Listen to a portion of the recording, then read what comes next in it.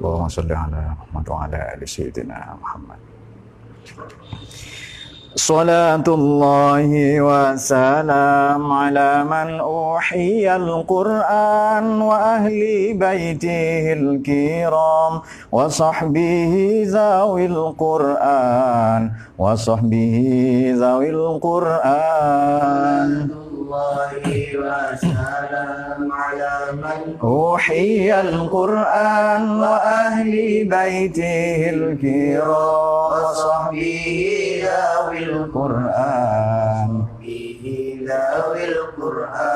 سلام الله والرضوان على من عظم القرآن بقلب خالص ناوى محب الراغب القرآن فطوبى من تعلم وبعد علم القرآن الله وسلام على من أوحي القرآن وأهل بيته الكرام وصحبه ذوي القرآن وصحبه ذوي القرآن وفاز من تكلم مع الرحمن بالقرآن وخاب من تجنب عليه لعنة القرآن ولاقى رين في الدنيا ولا الأخرى سوى القرآن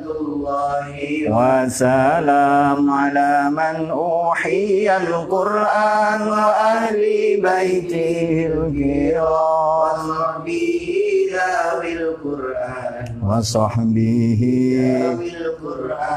ولا شافيع ذا الأعلى لدى المولى عدا القرآن وشافيع مشفع ومنجي صاحب القرآن وماخل لا مصدق على من أعرض القرآن وسلام على من أوحي القرآن وأهل بيته الكرام وصحبه ذوي القرآن وصحبه ذوي القرآن فيا إلهنا اجعلنا من الآهال في القرآن وزدنا علما نافعا بما علمتنا القرآن ووسع ما رزقتنا كما قد عاهد القرآن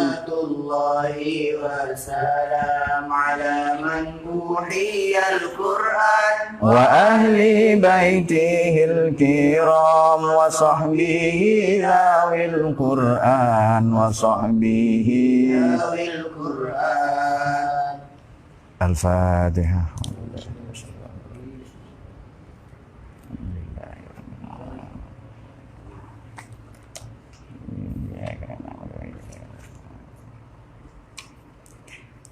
Bismillahirrahmanirrahim. Alhamdulillahirabbil alamin. Wassalatu wassalamu ala sayyidil anbiya wal mursalin imamil muttaqin sayyidina maulana Muhammadin wa ala alihi washabihi ajmain wa ba'd. Nahdien nahdiyat, para pemirsa kanal NU Online. Mari kita lanjutkan kajian tafsir maudhu'i atau kajian tafsir tematik. Mula-mula karena memang masih ada dalam suasana Idul Fitri, maka kami atau saya pribadi mengucapkan ja'alanallahu wa iyyakum minal aidin wal faizin wal maqbulin kullu aam wa antum bi khair. Semoga kita semua termasuk orang-orang yang aidin, kembali kepada fitrah kita, awal penciptaan kita, kesucian dan kemanusiaan kita, kayaumin waladathu ummu, sebagaimana ibu melahirkan kita. Juga kita termasuk orang yang faizin. Faizin itu siapa? Yakni orang yang faman zuhziha 'anil nar wa udkhilal jannata faqad faz. Barang siapa yang oleh Allah itu digeser, dipindah, ubaidah dari neraka, wa udkhilal jannah, dan lantas dimasukkan surga, maka ia termasuk orang yang faz, orang yang beruntung. Jadi tujuan kita kelak adalah masuk surga itu. Baik, pada pertemuan pertama setelah kita libur lebaran sedikit kemarin, sebentar. Kita akan mengulas mengenai keistimewaan, keutamaan kerja dan doa. Doakan kerjamu, kerjakan doamu dan doakan kerjamu. Baik, sejak Allah menciptakan atau berencana menciptakan manusia dan menjadikan manusia sebagai khalifah di muka bumi, sudah ada mosi kurang percaya dalam tanda kutip ya dari para malaikat. Yakni ketika Allah hendak menjadikan manusia modern pertama, barangkali sebelum Nabi Adam itu alaihissalam ada humanoid, makhluk-makhluk sejenis manusia. Allah ini begitu hendak menciptakan manusia, ada sedikit para malaikat ini mempertanyakan kenapa. Nah, itu dia. Itu man pertama di Quran. Qalu, mereka bertanya malaikat pada Tuhan, ataj'alu fiha may yufsidu fiha wa yasfikud dima. Man itu lebih kurang 86 kali di Quran. Man yang pertama itu memang sudah cenderung buruk. Man yang terakhir di Quran itu juga buruk nanti. Jadi wa may ya'mal misqala dzarratin syarran yarahu. Itu man yang terakhir di Quran. Man yang pertama dalam suratil Baqarah itu. Ketika Allah hendak menciptakan khalifah ini banyak maknanya, tapi sekurang-kurangnya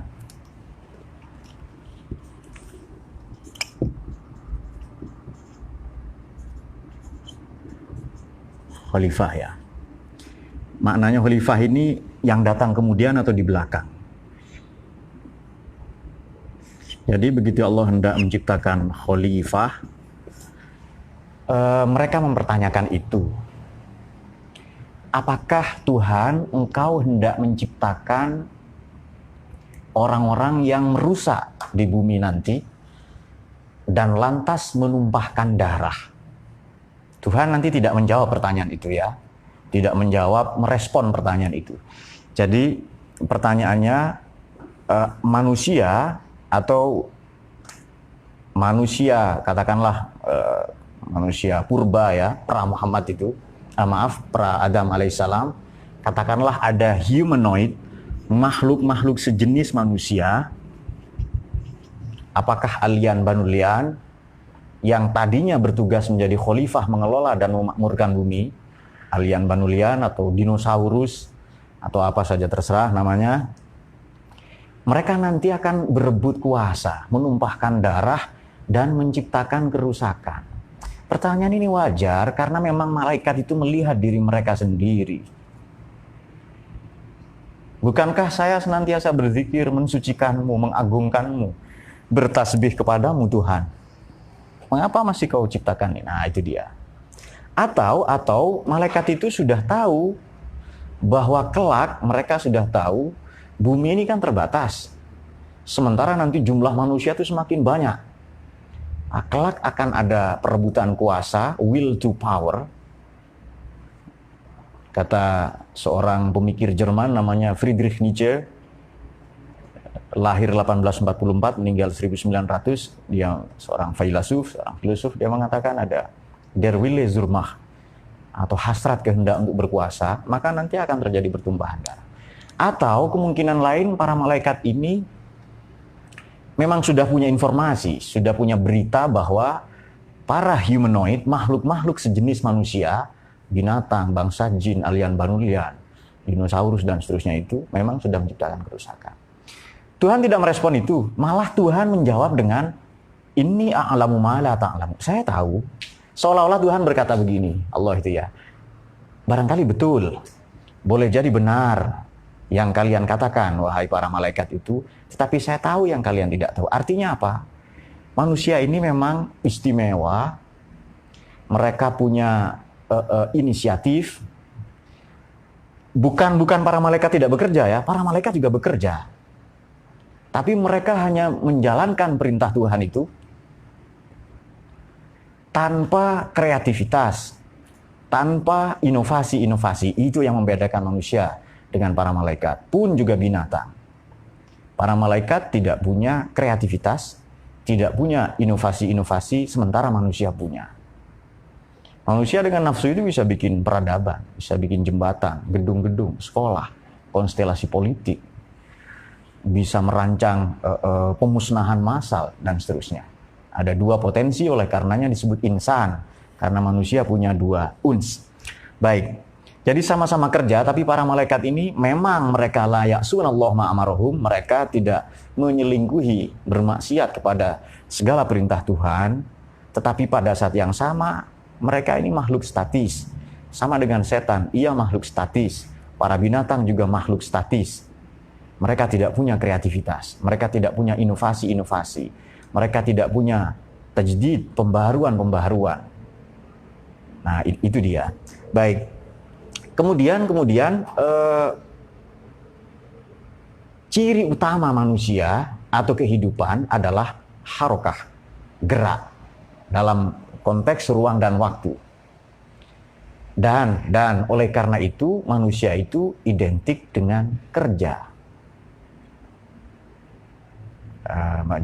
Kalau kata lagi-lagi ya, kata seorang pemikir namanya Karl Heinrich Marx ya, manusia itu gatung, makhluk pekerja. Ya, dalam bahasa Jerman ya. Manusia bekerja, makhluk pekerja. Kalau tidak kerja, ia bukan manusia. Tidak punya aktivitas kok itu. Meskipun kita sempat beberapa minggu atau beberapa purnama kemarin kita bekerja dari rumah, ya work from home itu. Baik. Dalam hal ini manusia atau kita pada umumnya kurang tepat memaknai ibadah. Rupa-rupanya amal ini lebih banyak. Amal yang nanti sebagian besar di Quran diikuti dengan amal soleh ya. Lebih kurang 274 kali dalam catatan saya amal itu. Sementara ibadah atau penghambaan manusia itu hanya 140 kali. Baik. Ayat yang mau kita baca adalah selain nanti doa ya, kita kerjakan doamu.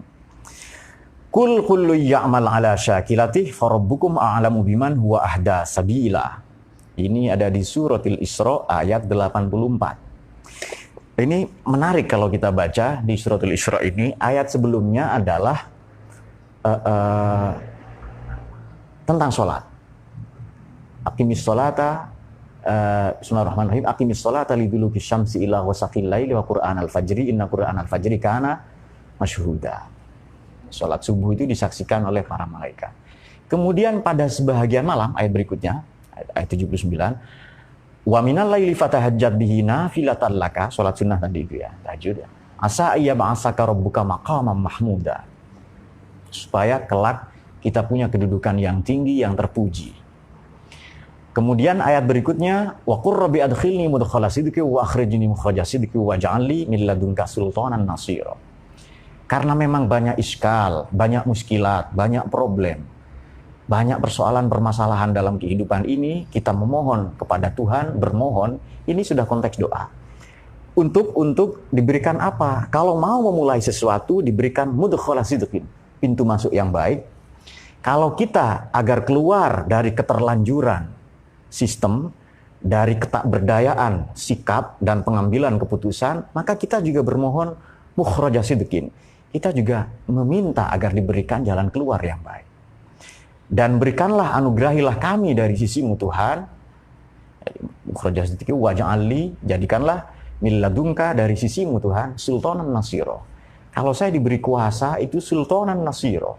Apakah kuasa berupa pengetahuan, jabatan, harta benda, kemudahan akses misalnya dalam perekonomian dan seterusnya, itu yang nasiron, yang kelak menolong, menyelamatkan banyak orang.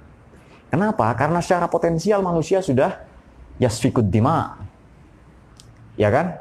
Yufsidu fiha, merusak, destruktif, dan berebut kuasa, oleh karenanya kelak menumpahkan darah. Itu dimulai dari 19 Juni 1947 ketika bom nuklir atau bom atom diuji coba pertama kali. Sebelumnya 1945 ya, 19 Juni 1945, kelak itu di uji coba di Arizona di Amerika, kelak dua kota Hiroshima Nagasaki itu 16 dan 19 Agustus, 9 dan 14 Agustus dihancurkan nanti itu di Hiroshima dan Nagasaki. Kemudian waqur rabbi adkhilni mudkhala sidqi wa akhrijni mukhraja sidqi waj'alni min ladunka sultanan nasira. Ayat berikutnya waqul ja'al haqq wa zahaqal batil innal batila kana zahuqa. Lantas nanti datang ya kebenaran, yang batil itu akan memang akan punah nanti. Kemudian wa nunazzilu minal qur'ani ma huwa syifaa'u wa rahmah. Dan kami menurunkan Quran itu tidak lain sebagai syifa, obat dan rahmat. Nanti kita berpikir mafhum mukhalafah, kita logika terbalik. Berarti manusia ini kalau Quran datang sebagai obat, manusia sakit memang itu, terutama batinnya. Karena punya potensi yang destruktif tadi itu ya. Salah satu sifat manusia itu adalah terburu-buru, putus asa, berkeluh kesah dan lain-lain.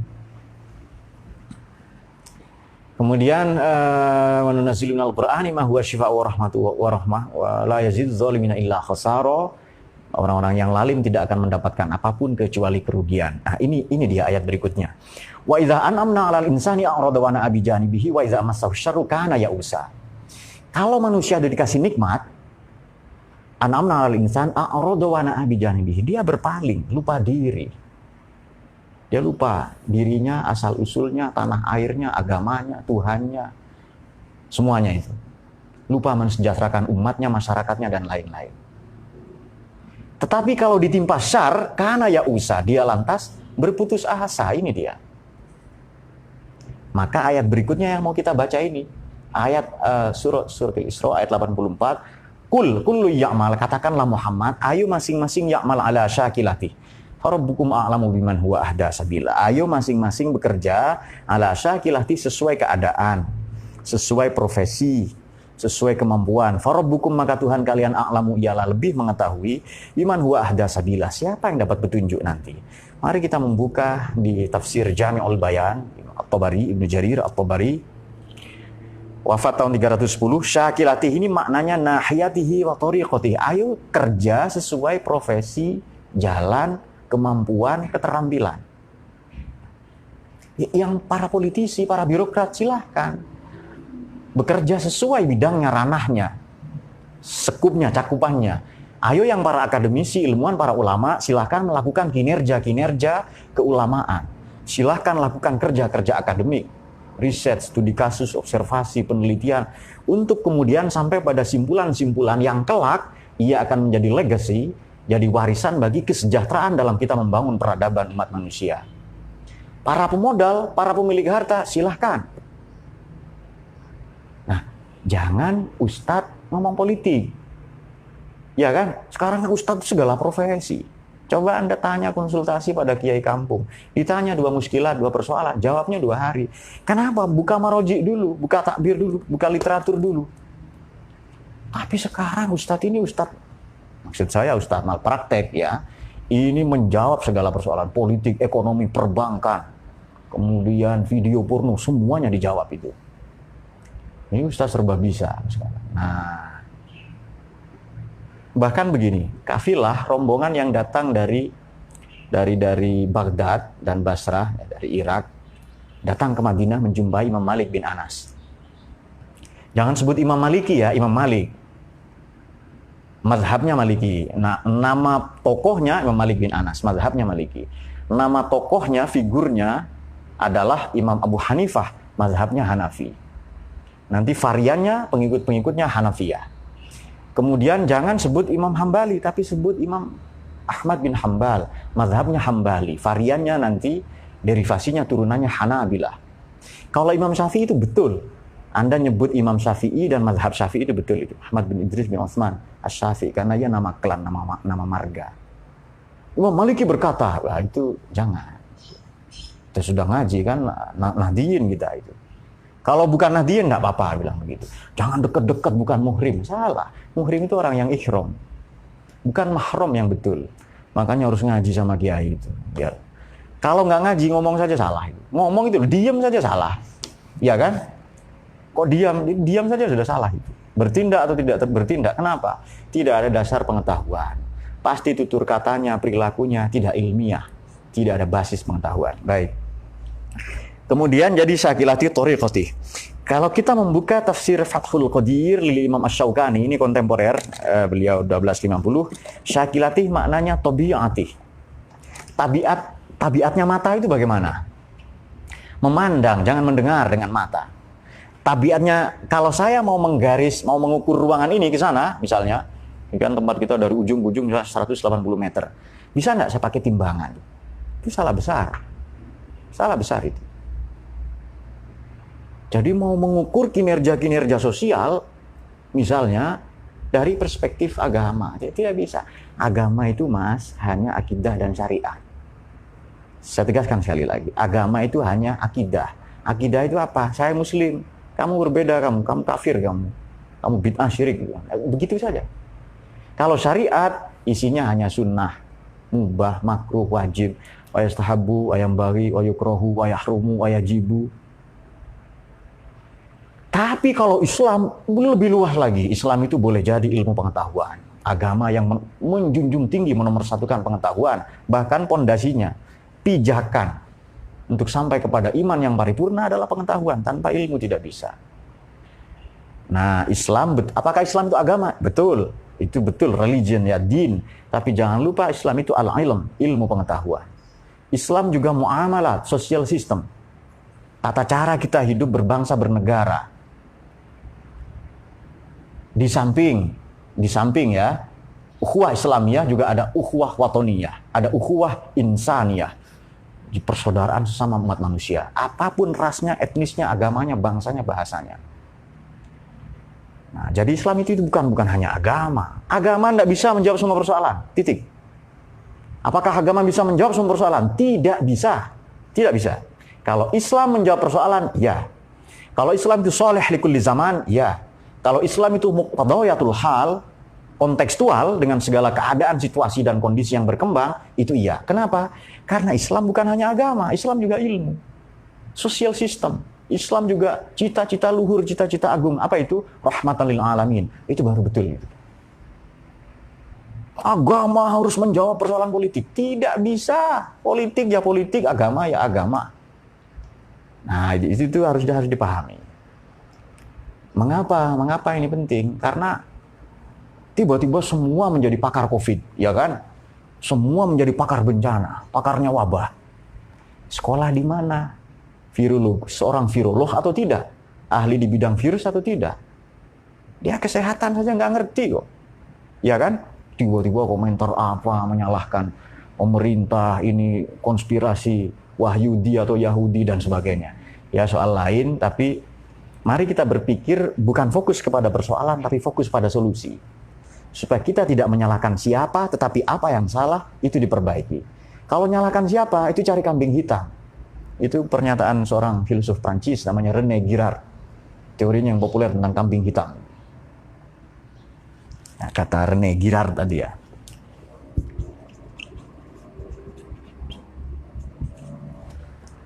Pasti nyari yang salah nanti itu. Bukan siapa yang salah, tapi apa. Ini loh apa yang salah, mari kita perbaiki.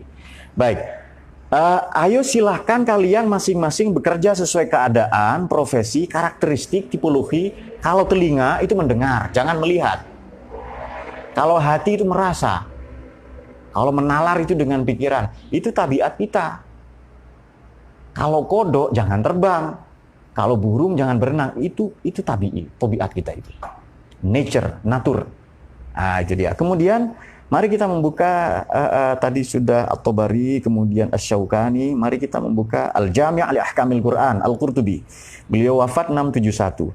Yang dimaksud kullu ya'mal ala syakilati farabbukum a'lamu biman huwa ahda sabila. Syakilati ini pernyataan Ibnu Abbas dan Ad-Dhahhak ya radhiyallahu anhuma. Nah, hayati sama dengan Al-Farra menyatakan thariqah dan mazhab. Ayo kerja sesuai mazhab kita. Sesuai ideologi kita, sesuai dengan apa yang kita yakini benar. Seharusnya memang triple helix ya, para akademisi, ulama, para ilmuwan, para politisi, birokrat, dan para pemodal ini bersatu. Jangan masing-masing bisa bekerja sama ya, bisa bekerja sama, saling melengkapi ya, bisa bertali temali tiga ranah itu. Namun demikian, alangkah baiknya tahu posisi. Kita mengukur diri dulu. Saya ini apa misalnya? Saya siapa? Kita tahu diri. Jadi orang yang tahu dirinya, nanti dia kenal. Tahu bagaimana dia berubah, bagaimana melakukan perbaikan-perbaikan. Ayat yang lain adalah ya'malu ala makanatikum. Kalau tadi ya'mal kullu ya'mal ala syakilati, sekarang ya'malu ala makanatikum. Ini kita bisa, ayo kerja, silakan berupaya, berusaha sesuai makan. Makan sama dengan makom. Makan, makanah, makom, makomah. Berdasarkan kedudukan dan kemampuan. Kul ya'malu ala makanatikum, ini kita bisa membukanya di suratil An'am 135, surat Hud 93 dan 121, dan surat Az-Zumar ayat 39. Kalau kita membuka tafsir Imam Fakhrur Razi, Mafatihul Ghaib, dikatakan begini. Ya'malu ala makanatikum inni amil. Ayo kamu kerja sesuai profesi, saya juga kerja. Nabi itu pekerja. Allah itu bukan pengangguran, Mas. Allah itu bukan pengangguran. Setiap hari Tuhan itu sibuk. Kulla yaumin huwa fi sya'an. Itu Quran yang katakan. Setiap hari Tuhan sibuk menentukan urusan. Keputusan terus itu ya. Jadi Tuhan kita bukan Tuhan pengangguran, bukan. Jadi setelah bikin alam lalu nganggur misalnya di kamarnya sembari ngopi merokok, tidak. Jadi Tuhan itu setiap hari beraktivitas. Nah, baik. Mari kita membuka tafsir Mafatihul Ghaib Ar-Razi. Makna dari i'malu ala makanatikum adalah i'malu ala tamakkunikum min amrikum wa aqsa istita'atikum wa imkanikum. Ini sama persis dengan di tafsirnya siapa? Zamakhsyari Al-Kasyaf. Ayo kamu kerja sesuai posisi kreativitas dan aqsa istita'atikum, sesuai lakukan pekerjaanmu sampai ke puncak kreativitasmu, kemampuanmu. Maka ada perintah dari Kanjeng Nabi itu, iza amartukum bisyai'in, kalau aku perintah kamu sesuatu, berbuat sesuatu, apakah bekerja, apakah berdoa, menikah juga, barangkali para jomblo menantikan ini, adalah ayo fa'tu minhu mastata'tum, lakukan sebaik mungkin, semaksimal mungkin. Sampai ke batas maksimum, gaspol pokoknya itu, sampai habis gasnya itu, sampai ke batas maksimum kemampuan Anda. Nah, baru nanti kita akan memiliki pencapaian. Jadi begini, kita tidak tahu ya batasnya alam raya ini di mana. Kita tidak tahu batas kemampuan kita ini di mana. Secara gampang, kita tidak tahu batasan takdir itu sampai di mana. Maka bagaimana? Untuk tahu itu, ya kita harus menjelajahinya. Ini ujungnya di mana ini? Kalau di sana sudah buntu, pindah ke kiri, pindah ke kanan, mundur itu. Untuk tahu ini saya punya kendaraan baru ini, punya motor misalnya. Kan ada kan motor yang didesain untuk maksiat itu kan. Motor yang bagian belakangnya nungging itu. Jadi kalau boncengan, jangan bilang muhrim lagi ya, non mahram ya, selain mahram. Kalau boncengan pasti posisinya merunduk. Kadang tangannya jadi tas ransel begini ke depan itu kan. Nah, itu berbahaya. Motor yang memang didesain untuk maksiat itu ya. Jadi begini.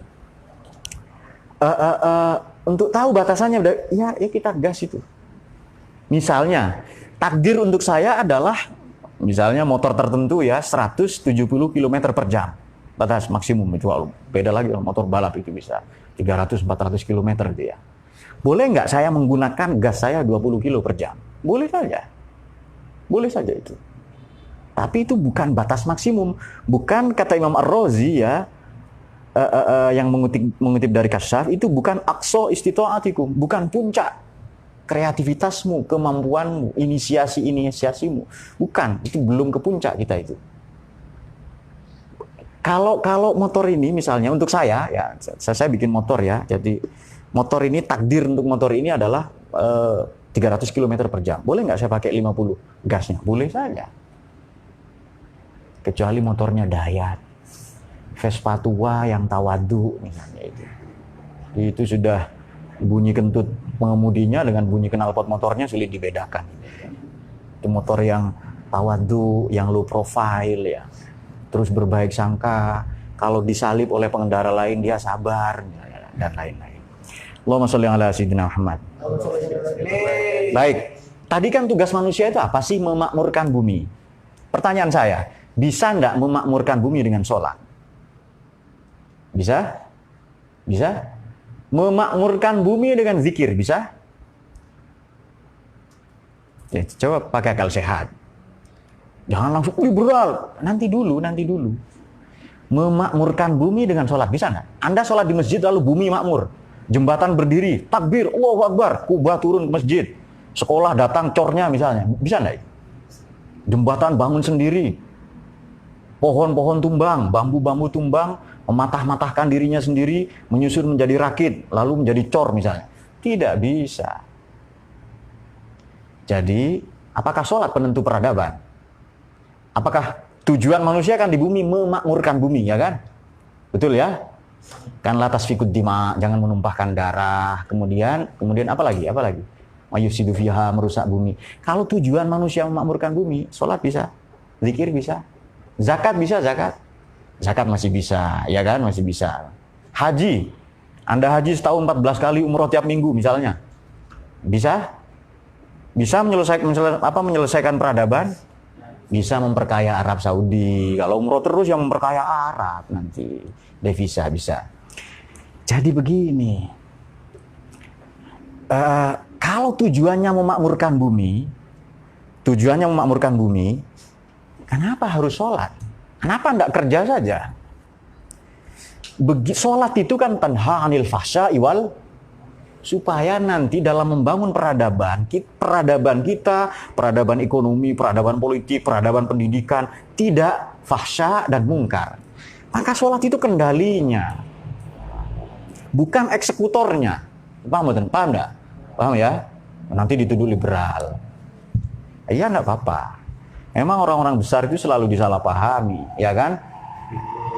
Coba Anda lihat orang besar siapa? Mbah Hasim, Gus Dur, Sayyidina Umar misalnya, banyak kontroversinya. Banyak itu.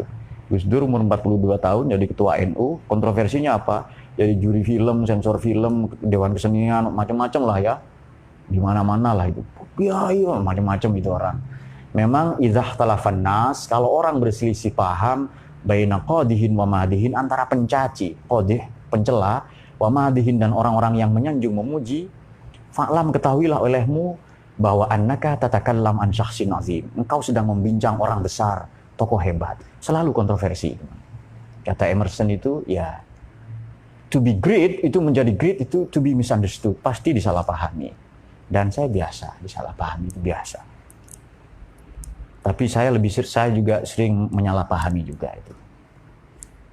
Nah, ini kok istri saya mengedipkan matanya sebelah kiri. Itu sulit, itu tidak ada bukunya. Ini belajar di fakultas mana begini nih? Itu Anda harus memahami. Itu Ustadz Yani terutama yang sudah tidak sabar dengan kedipan-kedipan. Belakangan tidak hanya mata genit, tapi juga ada hidung genit. Itu. Jadi misalnya begini 2 kali, apa maknanya? Oh, matikan lampu misalnya. Ganti lampu yang lebih redup. Itu jomblo ya, pasti mengharapkan lampu-lampu. Baik. Kalau begitu, solusi membangun peradaban bukan sholat. Ya kan? Bukan zikir. Bukan kata saya. Ada orang zikir tok di Masjid Nabawi itu. Nabi bertanya, ini bagus sekali zikir terus. Zikir, baca Quran, sholat, dan sebagainya ya. Kemudian, siapa yang ngasih makan orang ini? Kemudian ada para sahabat yang lain, radhiyallahu anhum, menjawab, saudaranya yang bekerja di pasar. Sabda Nabi bagaimana? Saudaranya yang ngasih makan dia ini, yang kerja di pasar tidak sholat, tidak zikir itu, tidak wirid, ya, bukan paham sholat. Saudaranya yang ngasih makan lebih baik daripada dia yang wiritan. Toh. Kalau begitu perintah kita ibadah maknanya apa? Ya mari maknanya diperluas. Ibadah itu bukan hanya ritual, bukan. Ini pemerintah, ulama sudah melarang kita sholat Jumat, tarawih, Id. Pemerintah togut misalnya. Hello. Togut yang mana? Makanya ngaji. Makanya kita buka tafsir itu. Nah, itu dia supaya tidak ada kesalahpahaman. Baik. Kalau begitu, memakmurkan bumi ibadah atau bukan? Memakmurkan bumi ibadah bukan itu? Ibadah juga. Memakmurkan bumi ibadah. Membangun peradaban, pendidikan, ekonomi, politik, semuanya ibadah. Ibadah ritual berupa sholat itu kontrol kendali supaya peradaban yang kita bangun tanha anil fahsya'i wal munkar. Sabda Nabi, la sholata liman la yanha anil fahsya'i wal munkar. Tidak dianggap sholat. Kalau perilakunya tidak mencegah dari fahsya ini buruk menurut agama dan negara, dan mungkar ini boleh jadi menurut agama tidak apa-apa, tapi menurut kebudayaan, tradisi itu buruk. Nah, itu dia. Allahumma sholli ala sayyidina Muhammad. Sudah mulai paham ya? Baik. Ya, kita teruskan sedikit. Jadi peradaban yang kita canangkan, kemakmuran bumi yang kita canangkan, kullu ya'mal ala syakilati farabbukum a'lamu man wahda sabila, atau ya'malu ala makanatikum fa inni amil, dan seterusnya adalah ala tamakkunikum min amrikum wa aqsa istita'atikum. Dan sampai ke puncak kemampuan kamu nanti itu. Sampai batas maksimum ke apa yang kita berbuat. Jadi begini, penemuan terhebat manusia adalah mereka menemukan sesuatu yang tadinya mereka anggap tidak bisa. Nah, itu dia. Oleh karenanya, karena tugas kita memakmurkan bumi, karena ada orang bertanya, kok ini persoalan silih berganti, kok cobaan banyak sekali? Betul, kalau sedikit bukan cobaan, tapi cobain. Ya. Cobain itu sedikit itu. Memang cobaan harus banyak. Dan kita dikasih kemampuan, kita dianugerahi. Sebagaimana Allah menganugerahkan kesuburan intelektualitas, kecerdasan di kepala kita, Allah juga menganugerahi kesuburan dan keindahan cinta di hati kita. Itu dua senjata. Baru nanti kontrolnya, selain sholat itu ya kan, maka begini, ad-du'a mukhul ibadah. Intisari semua ibadah, baik personal maupun sosial, adalah doa. Pada kesempatan lain Kanjeng Nabi mengatakan doa itu senjatanya orang yang beriman. Silahul mu'min. Itu doa itu. Kalau begitu, di mana posisi doa dan kerja? Kok ada orang ibadah tok tapi malas kerja, doa tok ya, doa saja, atau kerja saja tapi mengabaikan doa? Nah, di Quran dikatakan bagaimana Allah itu inna rabbi lasami'ud du'a di surah Ibrahim ayat 39. Baik, mari sekarang kita membaca satu ayat lagi. Ini ada di suratil Baqarah 186. Ini menarik ya, karena ayat 182 itu bercerita tentang puasa. Kutiba alaikumusiyam. 183 ya, 184-nya sama di hari-hari yang ditentukan. Kemudian 185 syahrul Ramadan alladzi unzila fihil Qur'an. Baru yang ke 186, ini menarik ini. Wa idza sa'alaka 'ibadi anni fa inni qarib ujibu da'watad da'i idza da'an falyastajibu li wal yu'minu bi la'allahum yarsyudun. Kalau hamba-hambaku bertanya kepadamu Muhammad, katakanlah bahwa fa inni qarib, saya dekat. Ujibu da'watad da'i, saya menjawab doa-doa siapapun. Selama idza da'an, selama mereka masih berdoa. Ujibu da'watad da'i idza da'an falyastajibu li wal yu'minu bi la'allahum yarsyudun. Baik. Pertanyaannya, apakah doa-doa yang kita layangkan sudah pokoknya doa-doa gaspol lah, enggak cuma begini tangannya misalnya itu. Tinggi sekali itu, menjulang ke langit. Pertanyaannya, menurut Tuhan itu berdoa atau tidak? Allah itu tidak mengabulkan doa qalbin ghafil, dari hati yang lalai, ya kan? Mungkin dia berdoa secara harfiah. Kelihatannya memang berdoa, tapi boleh jadi pakaiannya haram. Boleh jadi makanan yang dikonsumsinya tidak halal. Mungkin doa-doa yang dilayangkan, doa yang buruk, doa yang mengancam Tuhan, ya kan? memang kita harus maksa ke Tuhan itu. Ya, paksalah dia. Merengek-rengek, meratap, menangis itu. Sampai tumpah air matanya, menganak sungai, silahkan. Jadi doa banjir air mata, tidak apa-apa.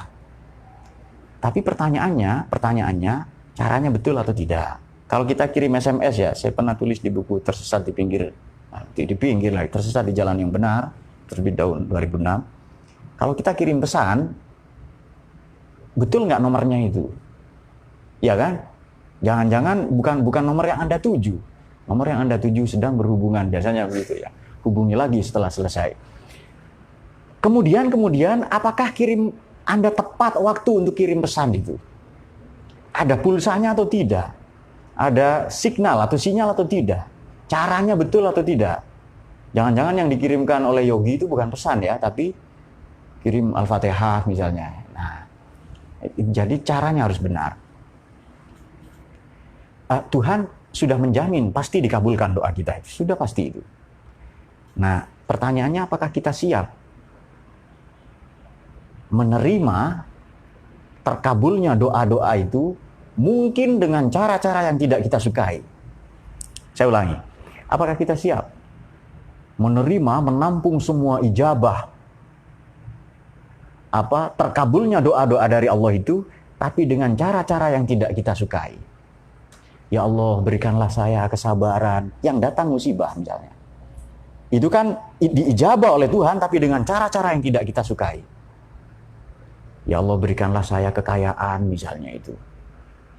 Tapi kaya dengan cara-cara yang tidak kita sukai, atau mungkin tidak dibenarkan oleh agama dan negara. Nah, itu kita harus menyiapkan diri juga untuk itu. Kalau soal tata cara, saya kira sudah selesai ya. Tata caranya memuji Tuhan dulu, lalu bersolawat kepada nabinya karena ia kekasihnya. Lalu sampaikanlah doa-doa kita. Jangan doa secara umum untuk kepentingan dunia saja, tapi untuk kepentingan akhirat. Kemudian ditutup. Wa akhiru da'wahum alhamdulillahi rabbil alamin. Ditutup dengan alhamdulillah lagi. Hal ini membangun begini. Seorang peraih Nobel namanya Alexis Carrel, dia mengatakan bahwa doa ini membangun optimisme. Pasien-pasien saya yang sudah divonis dokter-dokter lain tidak akan sembuh, saya menggaransi dia berpeluang lebih besar untuk sembuh. Kenapa? Kata Alexis Carrel, karena saya menginspirasi pasien-pasien itu untuk berdoa. Sembuh ini. Menurut adat lah ya, biasanya orang sakit seperti ini tidak sembuh. Jadi dokter-dokter yang lain kejam misalnya. Oknum lah ya, kejam itu. Anda biasanya akan mengalami batuk-batuk 3 kali, batuk yang keempat sekaligus terlepas nyawanya misalnya. Kemudian Anda kalau sudah gejala seperti ini, Anda kentut-kentut, lalu batuk dan kentut sulit dibedakan, lalu Anda mati misalnya. Tapi Alexis Carrel tidak. Ayo berdoa. Jadi doa ini melahirkan optimisme. Anda mau pilih hidup mana? 5 menit hidup dengan optimisme, harapan-harapan, atau hidup 100 tahun tapi pesimis, hopeless, tidak punya harapan. Anda mungkin bisa bertahan hidup, tapi terombang-ambing. Dalam nista, dalam kehampaan, dalam ketakberdayaan. Anda merasa dunia ini hampa ya. Kok jadi mirip lagu gitu ya. Nah, seperti itulah pokoknya itu. Bahkan saking pentingnya optimisme itu, ada pengumuman ini di sekolah-sekolah. Presiden semua, PBB mengumumkan besok lusa kiamat misalnya. Pengumuman, sudah ada ya. Tanda-tanda kiamat itu ada. Sudah ada ciri-ciri kiamat itu ada, tanda-tanda ya. Ini pengumuman besok lusa kiamat. Sabda Nabi, tapi di tanganmu ada sebiji kurma, tanamlah. Anda tahu perintah Nabi itu apa? Ya, perintahnya zikir, sholat atau menanam? Perintahnya kerja. Wa kullu ya'mal tadi itu. Ayo ya'mal ala syakilati.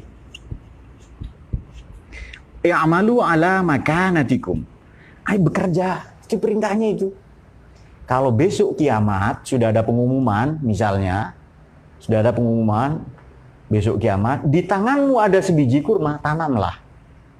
Sia-sia kan? Padahal itu berarti Nabi mengajarkan optimisme. Kalau bekerja seolah-olah kau hidup 1000 tahun dan selama-lamanya.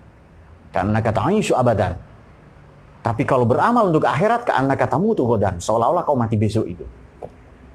Betapa Islam ini mengajarkan optimis, makanya siapapun yang pesimis di Quran divonis kafir. La ta'yasu min rohillah, innahu la ya'yasu min rohillah illal qaumul kafirin. Jadi kafir itu bukan melulu kafir akidah. Kalau ada pemimpin kok pesimis, nakut-nakutin tok kerjaannya misalnya. Ini kita sudah dikepung oleh Remason, Freemasonry itu loh. Sudah ada Freemason di mana-mana, balsem dia. Dia ada konspirasi Yahudi. Pemimpin kok nakut-nakutin. Saya melahirkan optimisme supaya kita tumbuh peradaban, harapan-harapan kita baru memakmurkan bumi. Nah, mari kita memperluas makna ibadah itu ya. Kalau doa dikatakan mukhul ibadah, inti, saripati, essence. Jadi kalau doa itu dikatakan intisari, esensi, quiddity dari ibadah, maka ibadahnya diperluas, tidak hanya ibadah sosial, tidak hanya ibadah personal, kesalehan personal, tapi ibadah sosial, kesalehan sosial. Oleh karena itu amal nyaris selalu di Quran yang tadi disebutkan 274 kali senantiasa diikuti amal soleh. Amal soleh. Setelah ayat tentang iman, biasanya amal soleh juga. Ya ayyuhalladzina amanu wa amilus sholihat. Hai orang-orang yang beriman, yang tidak beriman tidak hai, wa amilus sholihat, dan berbuat baik. Baik, kemudian begini.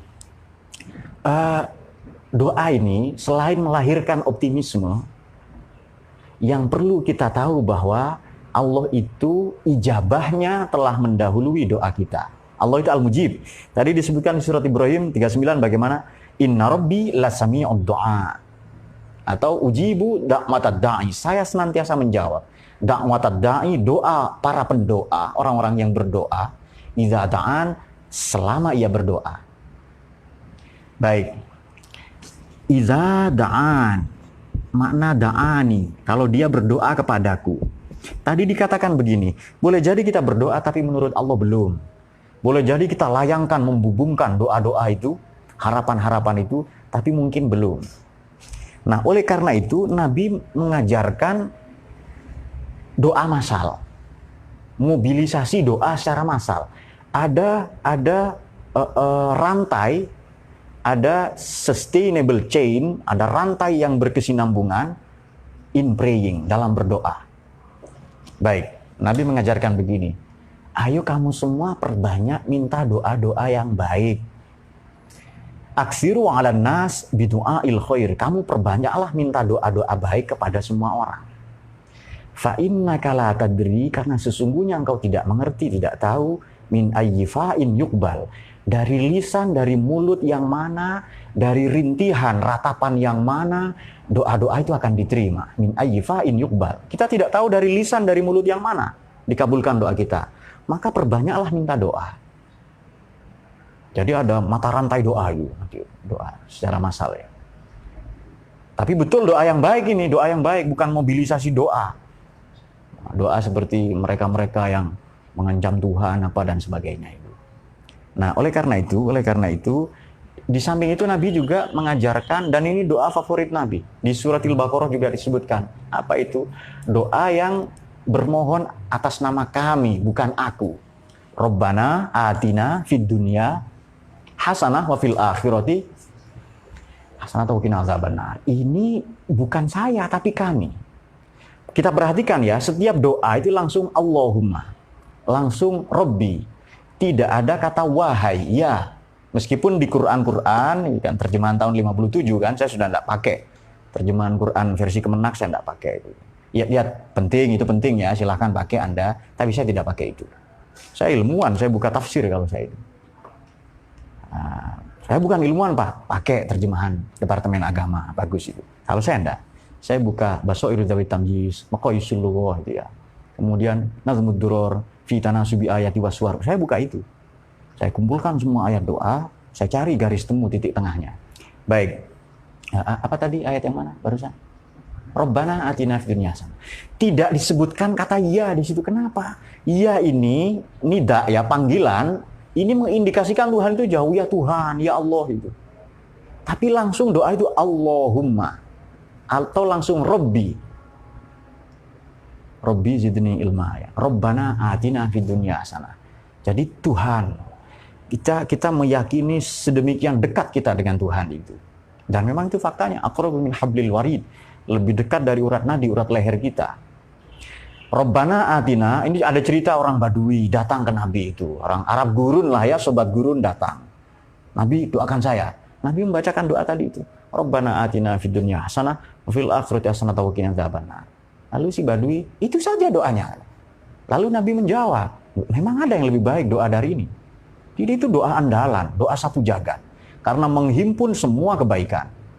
Rabbana, Tuhan kami, jangan ya, jangan wahai. Memang Tuhan. Tuhan kan dekat banget itu loh. Panggil namanya langsung kan itu. Atina, Rabbana atina fid dunya hasanah. Kebaikan di dunia, sekurang-kurangnya ada 6 kebaikan di dunia dan di akhirat. Kebaikan di dunia kita iman, harus punya iman. Kalau tidak percaya tidak punya iman, pada agama, pada Tuhan, pada Nabi, ya kita tidak punya harapan hidup. Itu kebaikan di dunia. Kemudian rezeki, kemudian anak istri, ini penting ini. Jodoh lah ya, jodoh itu tidak harus cantik, enggak. Pokoknya yang serasi lah itu. Yang nyetel dengan Anda. Saya mau yang tinggi, Pak. Tinggi, kurus, tinggi sekali. Tower, ya kan? Yang keras, tahan banting, itu cor berarti itu. Menikahlah dengan cor ya, dengan paku-paku bumi itu. Yang tahan banting, anti bacok, dan sebagainya itu. Kebaikan di dunia ini selain iman, rizki, anak istri, afiah. Afiah ini bukan hanya sehat, tapi afiah. Terhindarnya kesehatan kita itu dari segala bentuk kemaksiatan. Kalau sehat, tubuh berfungsi saja secara normal. Kalau afiat, berfungsi tapi untuk taat.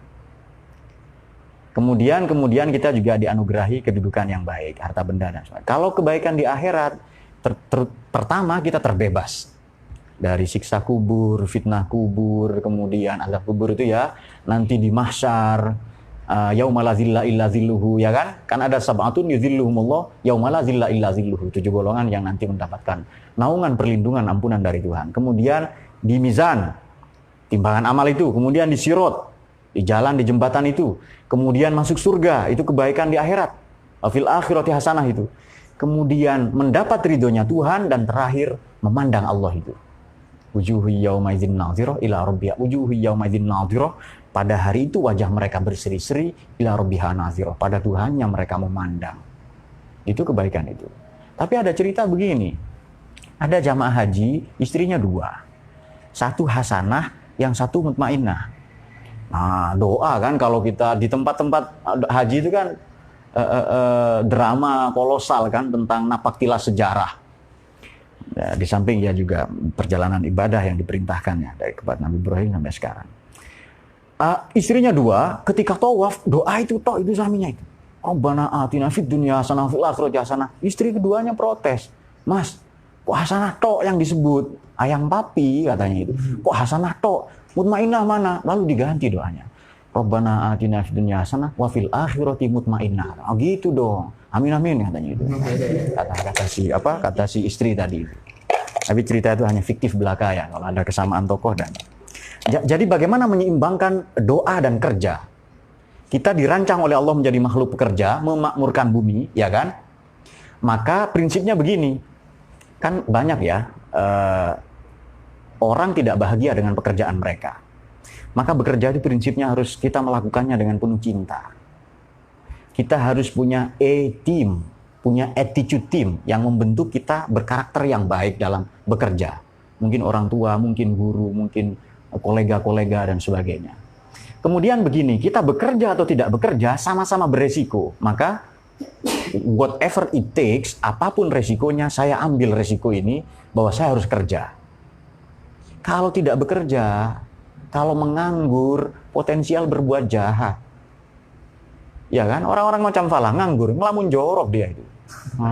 Jorok langsung itu ya. Maka joroklah segala sesuatu di sekelilingnya itu. Dayat apa lagi? HP-nya saja sudah jorok ini HP-nya. Allahumma shalli ala sayyidina Muhammad. Nah, catatan penutupnya bagaimana? Bagaimana menyeimbangkan doa dan kerja? Jadi begini, Allah itu ijabahnya sudah mendahului kita, al-mujib. Mujibud da'awat. Maka oleh karena ijabah Tuhan, pengabulan, pemberian, penganugerahan Tuhan mendahului doa-doa kita, maka Allah menjadikan lisan kita berdoa. Intinya apa? Kalau kita merancang peradaban dan kebudayaan, jangan sampai peradaban ini menyelingkuhi Tuhan. Fahsya dan mungkar tadi itu. Kalau kita membangun konstelasi politik, ekonomi, pendidikan, jangan sampai keluar dari ranah itu sehingga akhir pencapaian kesuksesan manusia itu sebenarnya dimulai dari keterlibatan Tuhan dalam kehidupan kita. Jadi doa ini melibatkan Tuhan, oleh karena kita tidak sanggup menanggung, menjamin, menyelenggarakan kemakmuran di bumi ini tanpa melibatkan Tuhan di dalamnya. Nah, ini ajaran Nabi sebenarnya, ajaran Islam. Jadi melibatkan Tuhan dalam segala urusan. Sangat boleh jadi yang kita rencanakan itu gagal, yang kita canangkan itu sama sekali babak belur kita, tapi dengan melibatkan Tuhan, kita optimis. Jangankan bekerja, kita membalik telapak tangan, kedipan mata, daun-daun yang jatuh, ranting-ranting kuning yang berguguran ke bumi itu semua karena perkenan Tuhan. Nah, untuk merangsang itu dengan cara berdoa. Bahkan Tuhan mengancam kepada siapapun yang tidak berdoa. Allah itu senang kalau diminta, manusia kan enggak, marah-marah kalau diminta itu. Jadi ada ujar-ujar begini, kalau engkau ingin bercakap-cakap dengan Tuhan, silahkan berdoa. Tapi kalau kau ingin Tuhan berdialog, bercakap-cakap denganmu, bacalah dan pelajarilah Quran. Itu dia. Jadi fatuba man takallama ma'ar-rahmani bil Quran. Beruntunglah orang-orang yang berdialog dengan Allah melalui Al-Quran. Silakan curhat kepada Allah, di-mention, di-tag Tuhan itu, tag, mention Allah itu terus itu. Nah, sampai terkabul nanti itu. Namun demikian kita harus menyiapkan diri bahwa boleh jadi Tuhan mengabulkan doa kita bukan di dunia tapi di akhirat. Boleh jadi bukan sekarang, sama dengan anak kecil yang merengek-rengek itu loh. Minta sesuatu, menurut orang tuanya kamu belum pantas menerima ini, maka ditunda pemberian itu dan menggantinya dengan yang lebih baik. Boleh jadi Tuhan mengabulkan dengan cara-cara yang tidak kita sukai. Jadi Allah mengabulkan, ya Allah berikanlah saya kesehatan. Kita dikasih sakit dulu supaya kamu jaga kesehatan dan sebagainya. Boleh jadi dengan cara-cara seperti itu. Nah, dengan membangun prinsip prasangka-prasangka baik seperti ini, bahwa bukan gara-gara kita berdoa Allah mengabulkan, bukan ya, bukan itu. Seandainya semua orang berdoa, bahkan dalam hadis qudsi disebutkan ini, dan semua saya kabulkan, tidak berkurang kuasa saya. Allah mencontohkan seperti benda yang dicelupkan ke dalam air laut, yang basah di benda itu di ujung benda tadi, katakanlah pensil atau apa, demikianlah tidak berkurang air laut atau air samudera itu. Jadi bukan doa kita yang menyebabkan dikabulkannya, tapi ijabahnya Allah mendahului doa-doa kita. Karena ijabah Allah telah mendahului doa kita, maka ditakdirkannya, diciptakannya kita ini senantiasa berdoa, membasahi hati kita dengan doa, dengan zikir itu. Sama dengan zikir, itu bukan prestasi kita. Itu cara Allah menyebut-nyebut dirinya sendiri melalui lisan kita. Betapa beruntungnya kita itu.